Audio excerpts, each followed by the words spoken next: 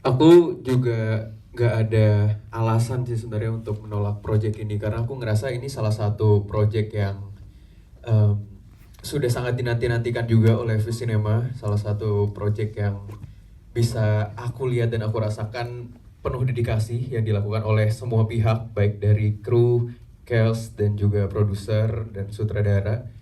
Jadi aku ngerasa ini salah satu momen yang gak boleh aku lewatin untuk jadi sejarah sejarah dalam perjalanan hidup aku juga dan karir.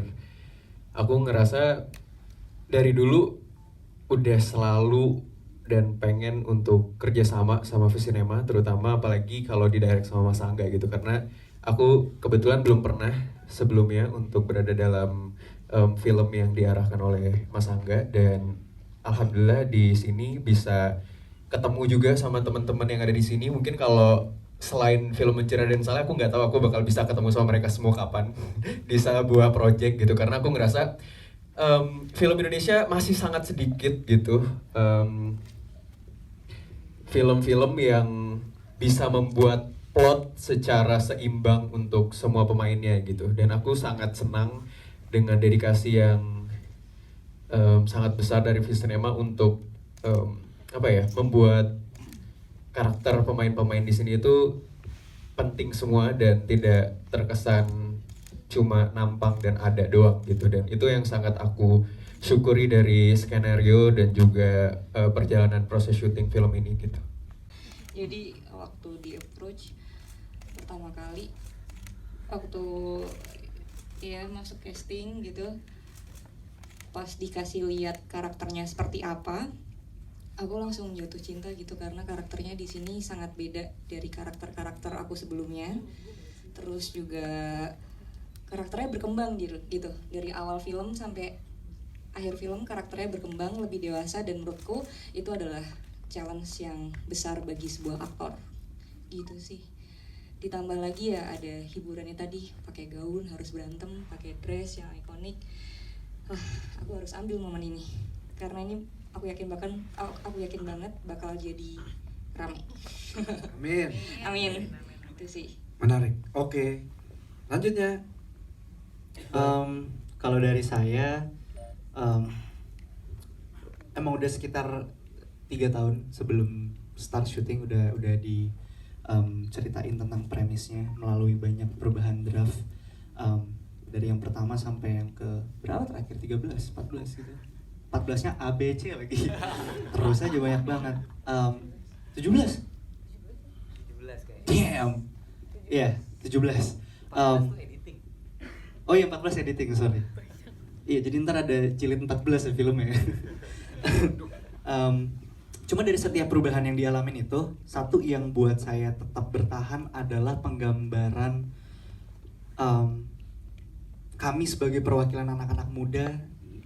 Mungkin kalau bilang seluruh dunia terlalu jauh ya, mungkin di Indonesia gitu, anak-anak muda yang ada tapi mungkin terlupakan kali, sering nggak terlihat, anak-anak yang mungkin punya skill khusus, dan bisa stand out sebenarnya, tapi memilih untuk ya udah melakukan apa yang pengen mereka lakukan, memantapkan karir dan juga menajamkan skill di hal-hal yang mereka suka gitu, tanpa mungkin harus keluar-keluar di sosial media atau menjadi I don't know, artis, influencer, whatever you call it. Dan juga kami, buat saya gitu ya, adalah lambang perlawanan sesuatu yang kecil melawan sesuatu yang besar. Hint. Iya, yeah. Can I say it? Boleh. Iya, maksudnya kayak mahasiswa melawan, turun ke jalan melakukan sesuatu untuk menantang status quo yang selama ini sudah ada di negara ini gitu. Karena any history semuanya dimulai dari anak muda kan, semuanya dimulai dari young people gitu. Jadi buat saya ada cerita yang lebih besar daripada tentang mencuri ini doang, bukan doang ya, cuma maksudnya mencuri ini, tapi buat saya di balik itu kami bisa, saya merasa mewakili suara anak-anak muda, terutama mahasiswa sih di Indonesia, yang pengen punya sesuatu pergerakan yang karya yang lebih baik dan menantang sesuatu yang kolot kayak gitu. Jadi sebenarnya aku mendengar ide pembuatan film Mencuri Raden Saleh ini dari tahun 2018 gitu. Jadi Mas Angga sempat nge-share juga bahwa Mas Angga punya cerita uh, punya ide film ini. Dan kebetulan di saat yang sama aku baru saja liburan keluarga dari Singapura. Dan memang salah satu hal yang aku suka lakukan setiap pergi adalah pergi ke museum sendirian. Jadi dimanapun aku pergi, pasti aku akan pergi ke museum. Salah satunya adalah yang tadi sudah disebutkan gitu, National Gallery Singapura. Dan betul yang tadi Mas Angga bilang gitu, orang di sana tuh sangat antusias ketika tahu aku orang Indonesia. Aku akan diajak ke section Raden Saleh gitu. Dan pada saat itu aku sejujurnya belum tahu Raden Saleh itu siapa. Di sana juga setauku lukisan terbesar Raden Saleh itu juga di sana ya, yang aku lihat sendiri dengan mata kepala sendiri gitu, bahwa oke, ini ada seorang maestro Raden Saleh, ini lukisan terbesarnya berada di Singapura, dan bagaimana orang Singapura sangat antusias menceritakan semua karya-karyanya. Dan ketika Mas Angga menceritakan tentang rencana film tersebut, aku kayak, wah Mas, aku tuh kemarin baru ngeliat lukisannya gitu, dan lukisannya luar biasa banget, susahnya diciptakan di tahun berapa Raden Saleh, 1800 ya, sebelum 1900 gitu, bisa menciptakan lukisan sebagus itu gitu. Dari situ aku sudah punya ketertarikan gitu untuk bergabung dalam project filmnya. Ya ditambah dengan setelah pengembangan naskah, skenario, melihat bagaimana ceritanya, kemudian bagaimana karakter masing-masing, apakah ini karakternya juga believable atau tidak, apakah yang tadi Mas Angga mention penting atau tidak gitu, yang akhirnya membuat aku kayak sangat excited untuk gabung di project ini. Kurang lebih sih gitu. Buat saya dunia seni rupa adalah